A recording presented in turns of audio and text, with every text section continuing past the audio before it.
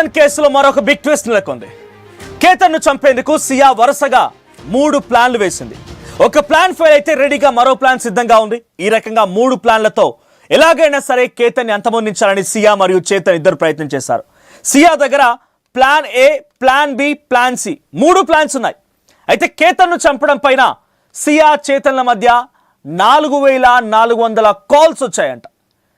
So మొత్తంగా సుమారుగా 238 గంటల పాటుగా వాళ్ళిద్దరు ఫోన్లో మాట్లాడుకున్నారంట. ఇది పోలీసులు చెప్తున్న మాట. జూన్ 14వ తేదీన ప్లాన్ ఏని అమలు చేశారు సియా.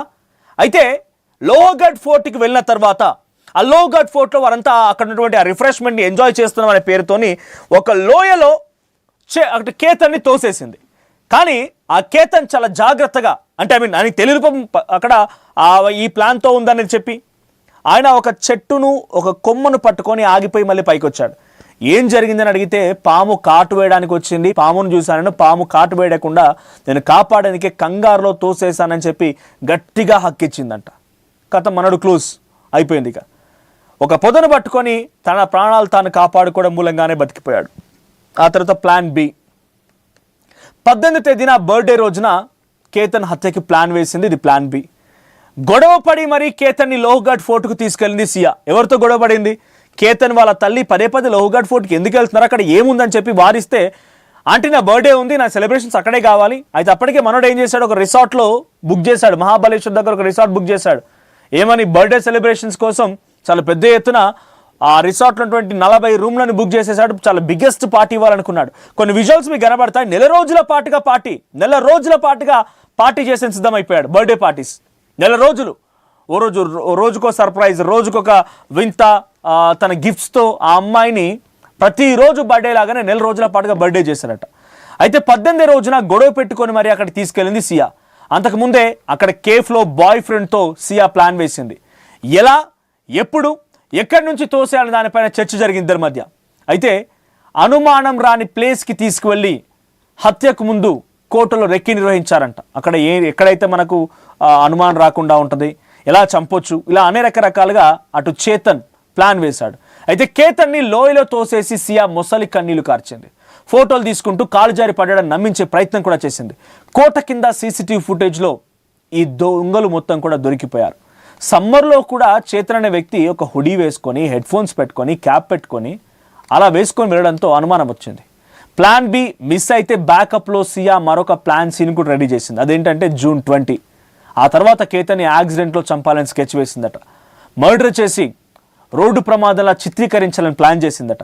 ఈ కేసులో సియా చేతన్లకి 7 రోజుల పాటుగా పోలీసులు కస్టడీ తీసుకున్నారు. ప్రస్తుతం కేతన్ని లోయలోకి ఎవరు తోసారనే దానిపైన దర్యాప్తు కొనసాగుతోంది. అంటే ఇద్దరు ఎవరు తోసేశారనేది మాత్రం వాళ్ళే చంపేశారు గ్యారంటీ, బట్ దాని వెనక ఇంకేదాన్ని చూద్దాం.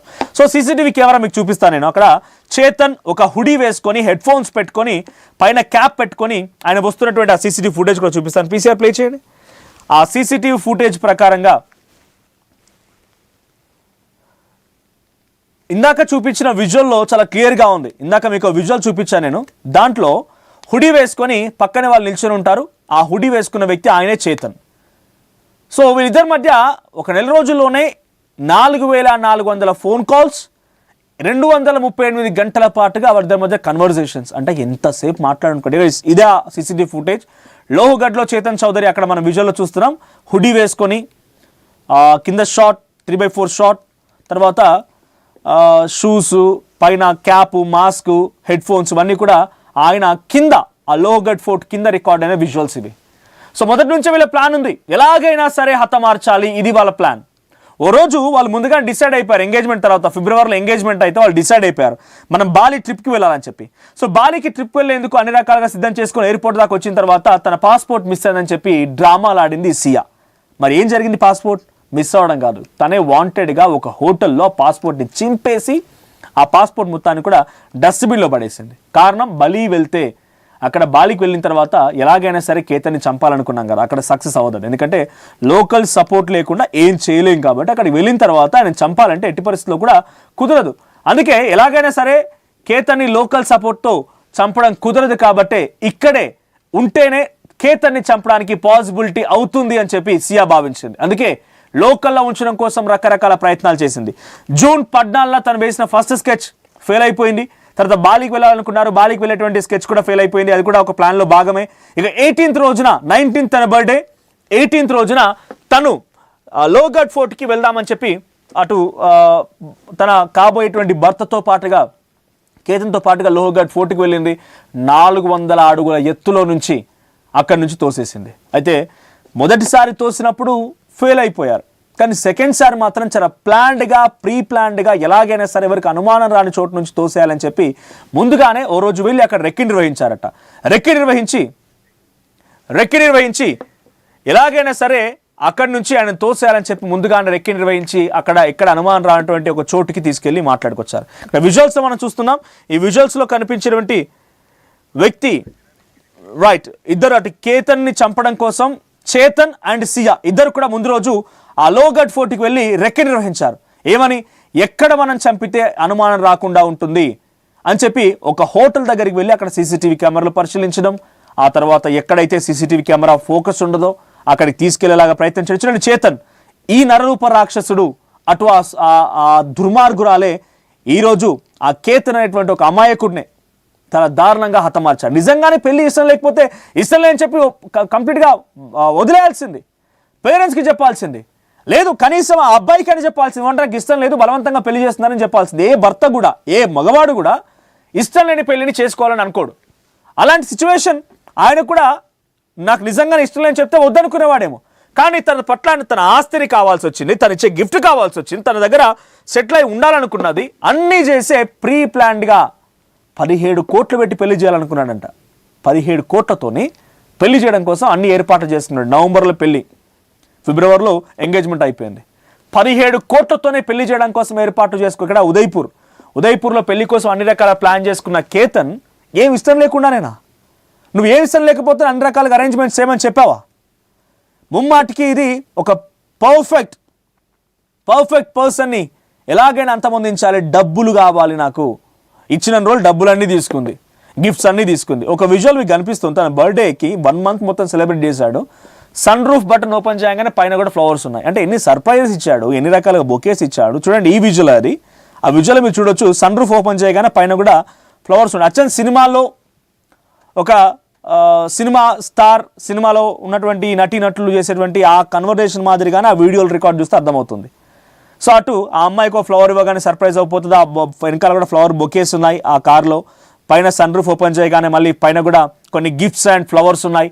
ఇటువంటి సర్ప్రైజ్ కోకొలలుగా ఇంకో కేక్ కటింగ్ విజువల్ కూడా, పక్కనే లైవ్ మ్యూజిక్ ఉంటుంది, ఆ పక్కనే cake cutting visual.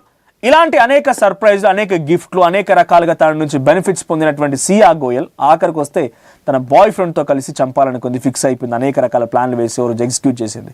June 19th తన బర్త్డే, 18th రోజు హతమార్చింది. అంత ఎత్తు నుంచి పడేసింది. ఆ తర్వాత ఈ నంకనా చేంజ్ చేసిందనంటే 19వ రోజున ఎలాగైనా సరే దీని నుంచి సింపతి గెయిన్ అవ్వాలి నాకు అని చెప్పి, నేను చాలా ఇష్టపడ్డా, పెళ్లి చేసుకోవాలనుకున్నాం, చాలా హోప్స్ అండ్ ఎక్స్పెక్టేషన్స్ పెట్టుకున్నాం, మేము చాలా హ్యూజ్ ఎక్స్పెక్టేషన్స్తో ఉన్నాం, నా కాబోయే భర్తతో నేను రకరకాలుగా ఊహించుకున్నా, కానీ ఈరోజు నాకు కాబోయే భర్త లేకుండా పోయాడని చెప్పి కన్నీళ్లు పెడుతూ ఒక వీడియోని పెట్టిందంట ఇన్స్టాలో. ఇక్కడే పోలీసులకు అనుమానం వచ్చింది. భర్త చచ్చిపోయి ఉంటే బర్త్డే రోజున తను వీడియో పెట్టడం ఏంటి, ఇంత సింపతి గెయినింగ్ కోసం ప్రయత్నం చేయడం ఏంటని చెప్పి పోలీసులకు అనుమానం వచ్చి పోలీస్ ఇన్వెస్టిగేషన్ స్టార్ట్ చేస్తే కాల్ డేటా రికార్డింగ్స్ మొత్తం తీసుకొస్తే ఆ రిపోర్ట్ మొత్తం బయట పెడితే అటు చేతన్కి, బాయ్ ఫ్రెండ్కి, అమ్మాయి బాయ్ ఫ్రెండ్కి 4400 సార్లు ఫోన్లు చేసిందంట కేవలం ఈ షార్ట్ పీరియడ్ టైంలో, ఈ 6 monthsలోనే. 2 గంటల 35 నిమిషాల పాటుగా ఫోన్లోనే సంభాషణ జరిగాయండి. ఇంకా చాటింగ్స్, తర్వాత వాట్సాప్ కాల్స్ అవన్నీ సపరేట్. ఇంకా కేవలం నార్మల్ ఫోన్ కాల్ డేటాలో తీసినటువంటి డేటాని ఇదంతా కూడా. అంటే ఇదంతా పక్కా స్కెచ్. ఎలాగైనా సరే కేతన్ అంతమొందించాలి, ఇద్దరం పెళ్లి చేసుకోవాలి, లేకుంటే పరారు అయిపోయి. ఇప్పుడు వెళ్ళండి, ఇక ఊసలు లెక్క పెట్టండి, పోలీస్ స్టేషన్లో, జైల్లో ఊసలు లెక్క పెట్టండి. ఇక అనవసరంగా ఒక అమాయకుడైనటువంటి కేతన్ని హతమార్చి చాలా దారుణంగా ప్రవర్తించింది ఈ మహిళ. గతంలో కూడా సోనాక్షి ఎక్కడ రాజ్ వంశీ సంబంధించిన సంఘటనలో సిక్కింకి తీసుకెళ్ళి అక్కడ ఒక హనీమూన్ ట్రిప్ అని చెప్పి తీసుకెళ్లి పెళ్ళైన తర్వాత వారి ఇంట్లో పనిచేసేటువంటి ఒక దుర్మార్గుడితో, ఒక పనుడితో కలిసి భర్తను హతమార్చి ఉత్తరప్రదేశ్లో ప్రత్యక్షమై ఏం జరిగింది నాకేం తెలియదు, నా భర్తను చంపేశారని చెప్పి అమాయకంగా డ్రామాలు ఆడింది. కానీ పోలీసులు ఫైండ్ అవుట్ చేశారు. మన తెలుగు రాష్ట్రాల్లో కూడా గద్వాల్లో ఐశ్వర్య అనేటువంటి ఒక అమ్మాయి ఈ రకంగానే పెళ్ళైనటువంటి 10-15 రోజుల్లోనే, నెల రోజుల్లోపే తన భర్త సర్వేయర్, ఆయన అక్కడ గద్వాల్లో పనిచేస్తూ ఉంటాడు, అక్కడ కడపకు సంబంధించినటువంటి ఒక వ్యక్తితో, కడప కాదు, కర్నూలుకు సంబంధించినటువంటి ఒక వ్యక్తితో కలిసి ఈ దుర్మార్గానికి పాల్పడింది. చాలా దారుణంగా ప్రవర్తించింది. అక్కడ బ్యాంక్ మేనేజర్ అనేటువంటి ఒక వ్యక్తితో తల్లి కూతురు ఇద్దరు వివాహితర సంబంధాలు పెట్టుకొని ఆ అమ్మాయి భర్తను చంపేసింది, భర్తను హతమార్చింది. పక్కా ప్రీ ప్లాన్ స్కెచ్తో ఏం తెలియనట్టుగా నటించింది. ఇలాంటి సంఘటనలు చాలా జరుగుతూ ఉన్నాయి. నిజంగా ఇష్టం లేకపోతే పెళ్లి చేసుకోకండి. ఈ 3 సంఘటనలు ఎందుకు మీకు ఉదాహరణగా చెప్తున్నానంటే అక్కడ కూడా జరిగిన సంఘటనలు పెళ్ళైన తర్వాత జరిగాయి, ఇక్కడ పెళ్లి కాకముందే జరిగింది. పెళ్ళైన తర్వాత భర్త పట్ల కోపాన్ని ద్వేషాన్ని పెంచుకొని వేరే ఒకరితో తీసుకొచ్చి హతమార్చడం, ఇక్కడ జరిగిన సంఘటన కూడా అదే, కానీ పెళ్లికి ముందు మాత్రమే. నిజంగా పెళ్లి ఇష్టం లేకపోతే వదిలేయండి. ఫోర్స్డ్ మ్యారేజ్ అని చెప్పి ఆ అబ్బాయి కూడా చెప్పాడు. నాకు తెలిసి ఏ ఒక్క మగవాడు కూడా అమ్మాయికి ఇష్టం లేని పెళ్లి చేసుకోవాలని ఎవరు అనుకోరు. తన భార్యగా ఎవరు కూడా ఆ రకంగా యాక్సెప్ట్ చేయరు.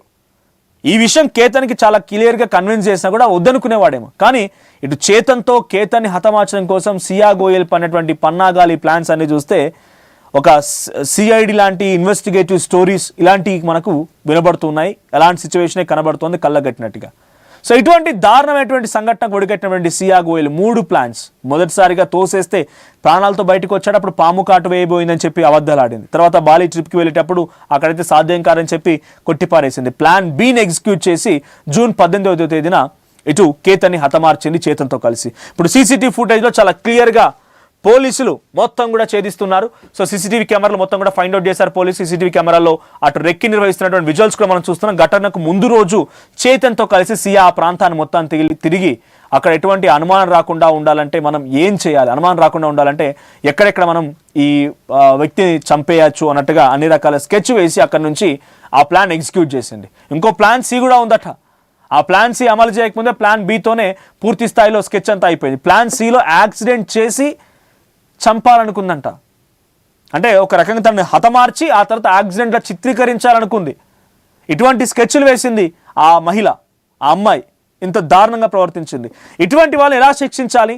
మీ అభిప్రాయాన్ని కామెంట్ చేయండి. ఆ రోజు సోనాక్షి అయినా, ఇక్కడ తెలుగు రాష్ట్రాల్లో గద్వాల్ నుంచి ఐశ్వర్య అయినా, ఇప్పుడు ఈ సియా గోయల్ అని, ఇటువంటి వాళ్ళు ఎలా శిక్షిస్తే బాగుంటుందో కామెంట్ చేయండి. ఒకసారి పోలీసులు కూడా మాట్లాడుకొచ్చారు. ఇన్వెస్టిగేషన్ జరుగుతున్న తరంలో పోలీసులు ఏం మాట్లాడారో చూద్దాం. फॉरेंसिक टीम आई हुई है, उनका डेटा कलेक्शन, उसका पंचनामा वगैरह सब करना चालू है.